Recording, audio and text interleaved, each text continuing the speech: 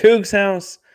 The Houston Cougars have a lot of guys leaving the football program for a number of different reasons. They may have guys coming into the football program, but did the basketball program get disrespected on Tuesday?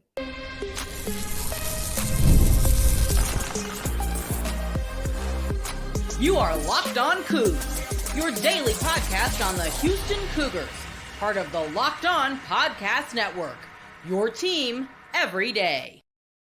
Welcome to Locked On Cougs, daily podcast about your Houston Cougars.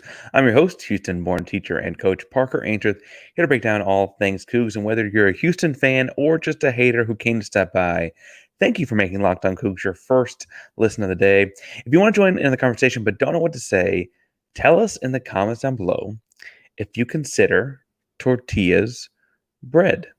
It's been an interesting, what isn't bread, I should say. It's been an interesting conversation around the Ainsworth household lately. Today's show is brought to you by Monopoly Go. More on that in a second. We got kind of a hodgepodgey bunch of different things to talk about. First, I'll talk about a quarterback recruit that is changing his commitment in a way that doesn't necessarily help, doesn't necessarily hurt Houston, but I think might be a sign of something. So we'll go a little hypothetical right at the end. In the second segment, I want to talk some about the NFL draft and a key player leaving, obviously, and where Patrick Paul could end up. But first and foremost, I got to talk about something I felt was disrespectful on Tuesday, and I can't believe I'm the only one drawing this connection. Now, on Tuesday, the Big 12, Big East matchups were leaked. The Big 12 and the Big East play this matchup every year. Big 12 is the best conference basketball. Big East is like a conference that prides itself on basketball. It's a fun thing. UConn's in the Big East. They won 2 championships in a row. You know, Big 12 had been in or won the previous 3. I mean, it's a fun thing, right? Key matchups on this are Marquette and Iowa State. That's a fun one. Both teams should be top 10 or 15 in the country when that matchup comes around. Kansas and Creighton, while both teams are kind of looking a little bit different next season, both perennially strong programs. Baylor and UConn. I mean, the last 3 national championships will go to those 2 schools. You get why that's a big one, right? Houston, who has been ranked number 1 for long stretches of both the last 2 seasons, was in the Final Four in 2021, has every reason to consider themselves in the same playing field as all these. And last year, got to go to Xavier to play them in a hostile environment in Cincinnati in the same competition. Houston gets to host Butler, and not like Grayson Allen's Butler, not Brad Stevens' Butler, just Butler. And I have to, first of all, Butler coming to Fertitta Center will be fun. It'll be a new opponent, et cetera, et cetera. I have to say I was a little disappointed. I went back and looked like, okay, there's some historical aspect of this matchup we can bring back. But the last time and the only time these 2 teams have ever played was in November of 2021.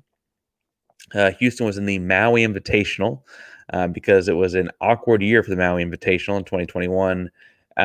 They played the Maui Invitational in Las Vegas because they were still having trouble with travel restrictions in Hawaii, right? And so Las Vegas hosted it. For what it's worth, Javier Francis and Ramon Walker were both on the team as freshmen that season. So I guess technically Houston has 2 holdovers. Butler has none. The handful of freshmen on the team that would be eligible to play this year, but are transferred out to other rosters. And so I was disappointed there's no historical aspect of this game to like pull up and be like, hey, let's pump this up. This would be fun. It'll be a rematch of the yada, yada, yada. Houston won that matchup 70-52. Fairly uneventful game and otherwise eventful week for Houston, right? I mean, that was a big week of fun basketball once upon a time, but the Butler game wasn't like a highlight of it by any stretch. I mean, it's a win, I guess, but one like a historical landmark type of highlight of it. And then like, okay, well, like, did I miss something? Did Butler do well last year and I just didn't realize it because it wasn't in the Big 12, wasn't on Houston's schedule, et cetera? Like, did I miss something there? And the answer to that question is also no. Butler spent the year mostly unranked. They didn't have crazy long win streaks in the middle or anything. Lost the first round of the Big East tournament. Lost the first round of the NIT after that. Finished at 18-15. Nothing too terribly remarkable. That's in my eye. Sorry, got nothing too terribly remarkable from the 2023-24 season. Okay, but both had some good years and not so distant history. Are they pulling in some big transfers I've got to know about? Like anything that's just going to be crazy. Honestly, they've had a couple like high-end transfers visit in the transfer portal. I think Kobe King, the kid from Tulane, is actually, worth keeping an eye on where he ends up. And Malachi Brown, a kid from Seton Hall, that has them on his longer list of places he's looking at. They've had Jamie Kaiser, who's a 6'6" former four-star high school recruit, was a freshman at Maryland last season. He's transferring into Butler. They had a 3-star, 6'8" big man who was a grad transfer coming into Butler from Iowa, but no one that knocked your socks off. Certainly no Hunter Dickinson going like when he went to Kansas. Nothing crazy like that. Not to say that those guys aren't good, but they're not like I can't wait to see how Houston matches up with Jamie Kaiser. Like it is what it is, right? And I think this feels like a massive slap in the face, very disrespectful, because I get Baylor UConn, right? You want to put the last 3 national championships on the court at once. Sure. Or, 3 of the last 4, I should say, because I guess Kansas 120. I think I said that wrong earlier. I get it. Iowa State and Marquette, I get both talented programs.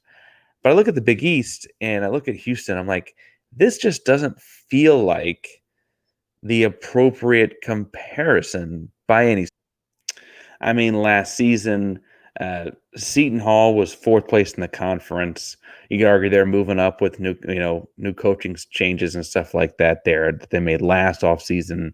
Maybe them. Again, Creighton being a perennial central time zone powerhouse, maybe them. St. John's and Rick Pitino and the coaching matchup of Pitino and Sampson could get me jazzed about that, right?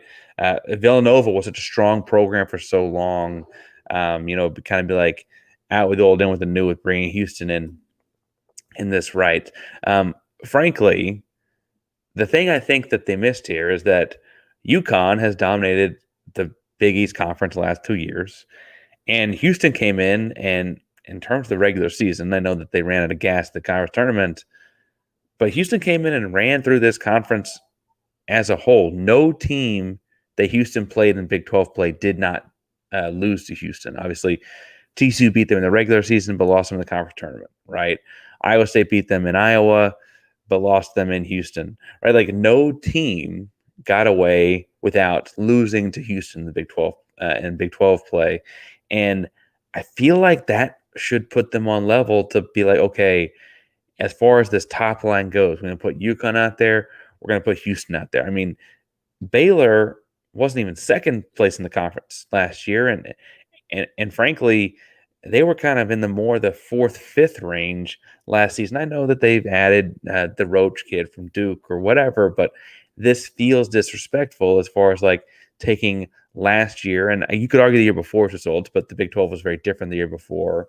If you take last year's results and try to extrapolate that into what the exciting matchups are going to be next season, Houston spent the majority of the season, or not the majority, but a large chunk of the season as number 1 team in the country last year, and brings back 4 of the 5 starters, brings back healthy depth, which they didn't get to end the season with, frankly, so that's a good sign. And also, what we're doing in alsos, brings in a point guard, that started almost every game in the Big 12 the last 2 seasons and was an all-freshman team player his freshman season at Oklahoma when he got to actually play the true point guard spot. I see this, and I don't get how Houston, again, won the Big 12 by 2 full games in terms of regular season last year.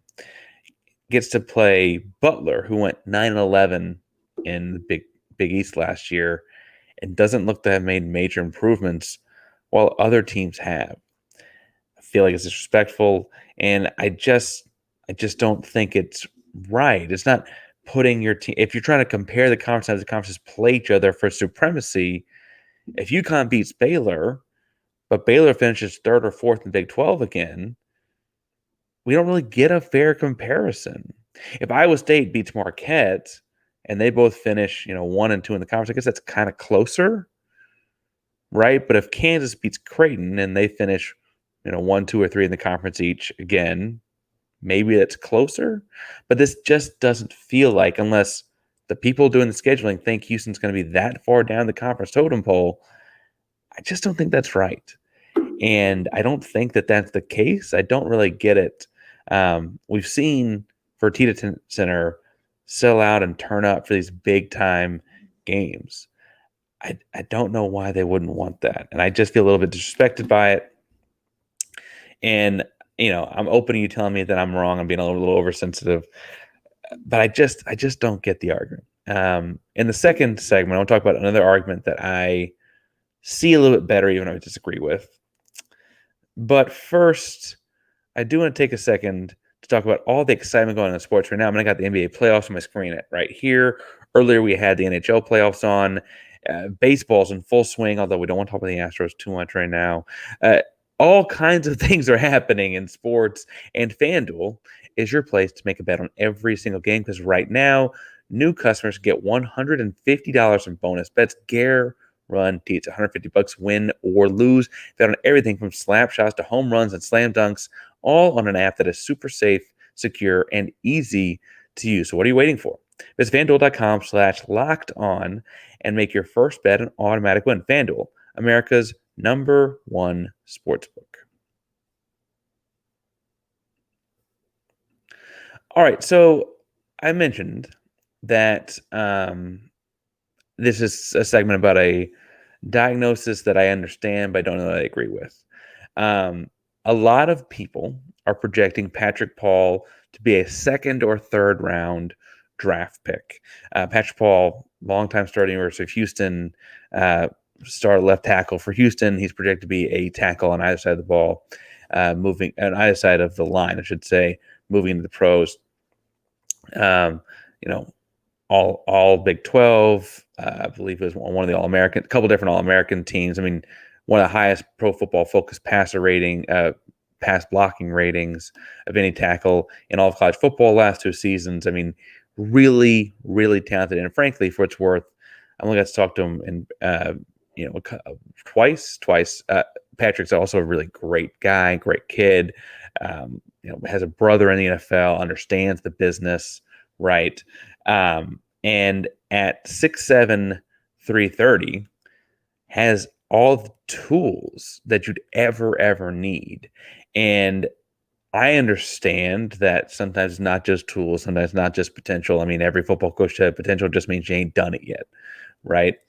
But I'm surprised that he's ranking that low. And frankly, I think it's interesting to see him being projected as around 2 or 3 pick on so many sites across so many platforms, when he himself says he's heard from programs and teams, franchises, say not programs, that they're looking at him in the late first rounds. Now, I could see how you look at what Houston, unfortunately hadn't had the success the last 2 seasons as a program, and maybe ding him a little for that, say, American led a conference competition the years before this past season and whatever, and how that might maybe not have measured #1 tackle on your board.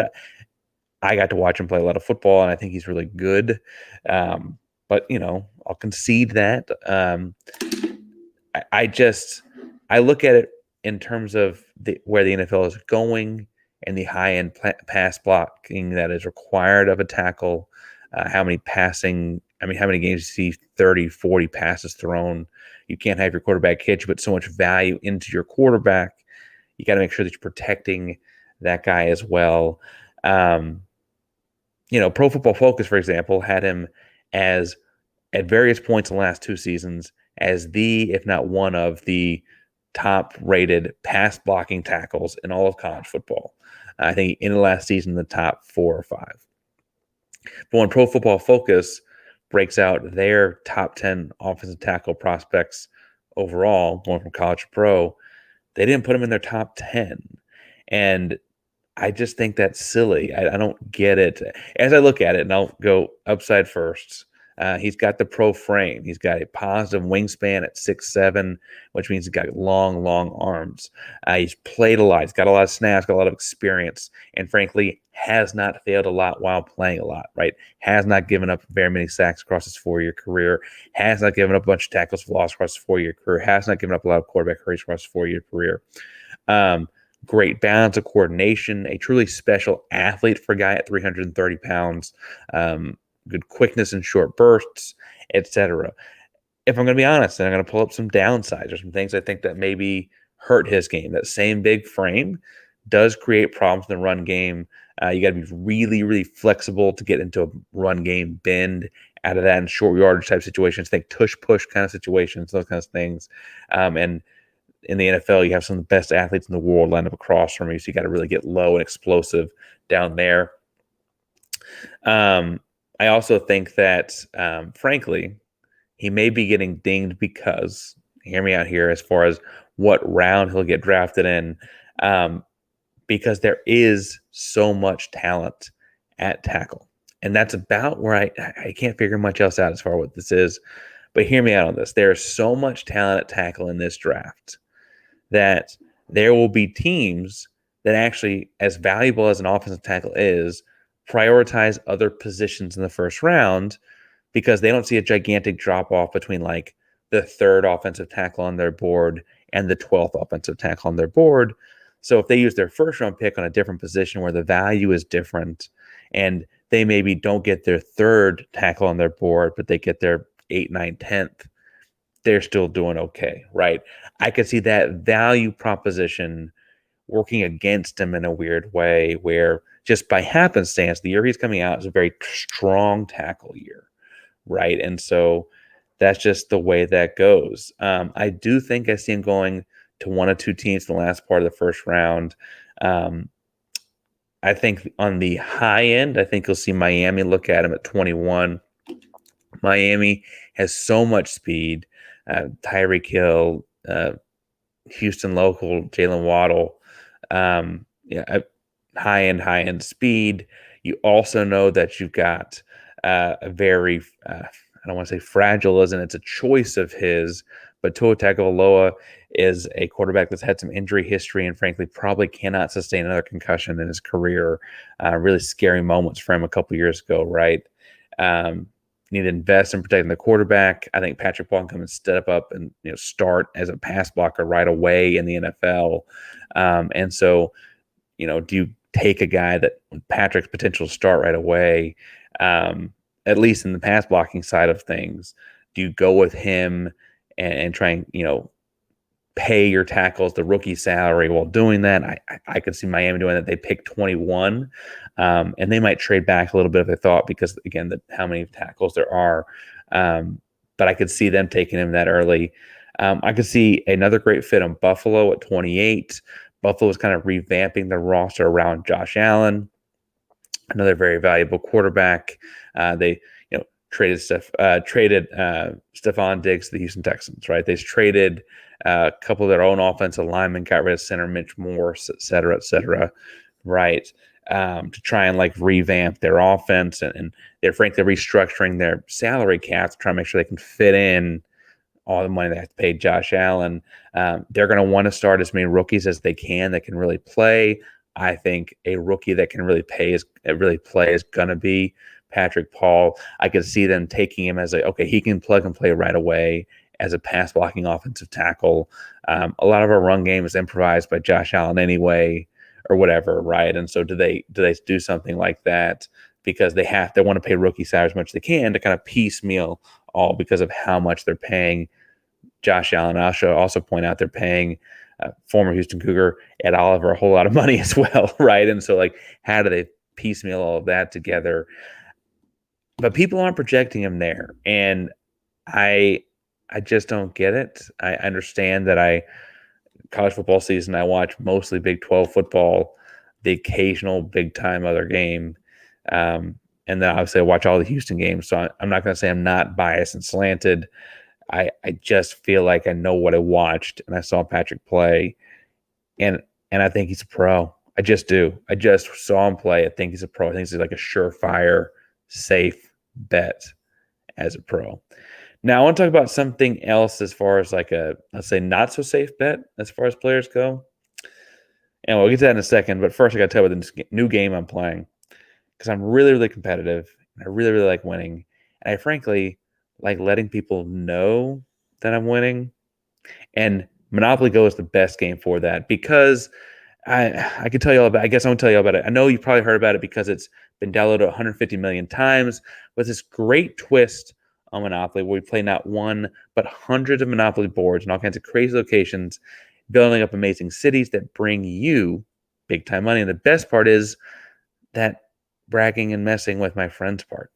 I can charge them rent on iconic properties just like Monopoly, but I can also go in and like steal, thief, heist their big vault of riches. And they have leaderboards that do all the trash talking for me and say, hey, scoreboard, I can point to it. It tells them exactly where I am or who the highest ranked Monopoly tycoon is. Hint, hint, nudge, nudge.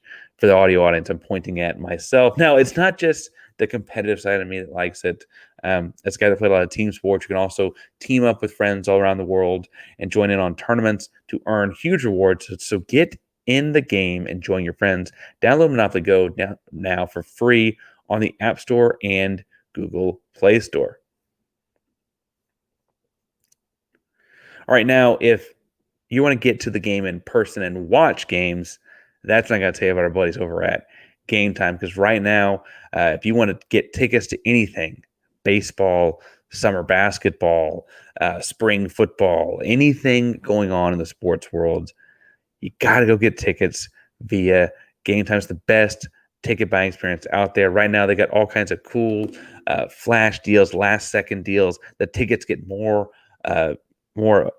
affordable as the game gets closer. It's kind of this weird thing they've got going, whereas you pay attention to the app, you get these last minute priority deals and flash deals as you get closer to the game. So keep your app open, keep checking it, and get ready to go see whoever you want to see. Concerts, theater, plays at the theater and plays the same comedians, whatever sports are in town, anything you want to see, they've got it on GameTime.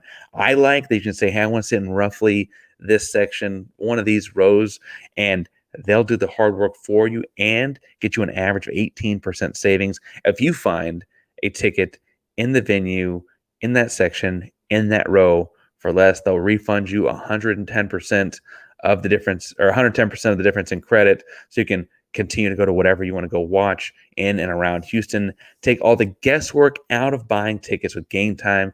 Download the GameTime app today, create an account, and use code LOCKEDONCollege for $20 off your first purchase. Terms apply again. Create an account and redeem code LOCKEDONCollege, LOCKEDONCOLLEGE, and use LOCKEDONCollege for $20 off your first purchase. Download GameTime app today. Last minute tickets, lowest prices, guaranteed. So I said this last segment, it's a little hypothetical, but work with me here. Okay, work with me here. Okay. Big news in the recruiting world in the Big 12 on Tuesday was that former Baylor commit Adam Scole, 6'4", some people have him down as 6'5", about 200, so one report had him down as 210, quarterback, Columbus, Texas, committed to Baylor for a long time, class of 2025, right? He, in a one fell swoop on Tuesday, decommits from Baylor and recommits to Oklahoma State. And that, admittedly, that part's not great. But hear me out here. Clearly, he's open to change. Clearly, he's open to moving around. And this guy is really, really good. I mean, a big, strong arm, right? On national composite score, he gets a 91 out of 100 recruit score. Those guys typically go pro, folks. He's a top 20 quarterback in the 2025 class in all of the United States. As a 4-star prospect, a high-end 4-star. And frankly, I maintain a big advantage for Houston is one of the guys that was driving him and getting him to Baylor was quarterback coach Sean Bell. Yes, the same Sean Bell is now the quarterback coach at the University of Houston. I say that to say that I think until the kid signs, whether that's in December or February of next school year. Until the kid signs, I'm not counting this as a done deal. I think it's worth looking at this as a flip-floppy kid, right? Is this the kind of kid that's maybe not so set in his ways and decisions? He'd been committed to Baylor for a long time before decommitting and recommitting to Oklahoma State, and that felt a little out of left field, even for the folks like my Locked On Oklahoma State folks that didn't have him super high on their radar. I do think there are reasons to not be committing to Baylor these days. I mean, Aranda, who knows how long he's there, the staff, et cetera, et cetera. But also, if there's a really talented quarterback out there, it's a little bit of a flip-floppy kid that wants to play close to home, that is from the state of Texas, that is a Big 12 caliber quarterback, a starting future starter, Big 12 caliber quarterback, and he's already got a good relationship with Houston's quarterback coach. I think this one might write itself, folks. Now, I understand this makes extrapolating a lot. And frankly, there's probably people that are like, Parker, you're talking about a kid that didn't commit to Houston and was never committed to Houston on a Houston podcast. And I hear you. I get that. This is the hypothetical. The hypothetical is that next year with a run-heavy offense, Donovan Smith really shows off his precision because the defenses have to adapt to the run. And honestly, it makes his life a lot easier. Okay? While doing that, Sean Bell continues to do his own recruiting duties, doing his due diligence, and calling Adam Scole up every so often. Like, hey, how's it going? Right? As he should. Along the way, he sees Mike Gundy in Oklahoma State, maybe stumble out the gate with Arkansas in week 2. And maybe Oklahoma State drops a game here or there to the BYU's the world. They got to go on the road or whatever. Or, they go to Baylor, to TCU, bounce around Texas, don't have great showings, right? Let's say they've dropped that one at the end of the year to Coach Prime in Colorado. It looks like it's right after Thanksgiving. Why wouldn't the kid want to look at Houston? Why wouldn't the kid want to go play for, hey, I really like that quarterback coach. I don't know about this Oklahoma State thing. That Mike Gundy guy is going berserk on the sidelines every game. Like, what's keeping it from happening? I admit that this is all super hypothetical, and I admit that this is not like the most set in stone thing.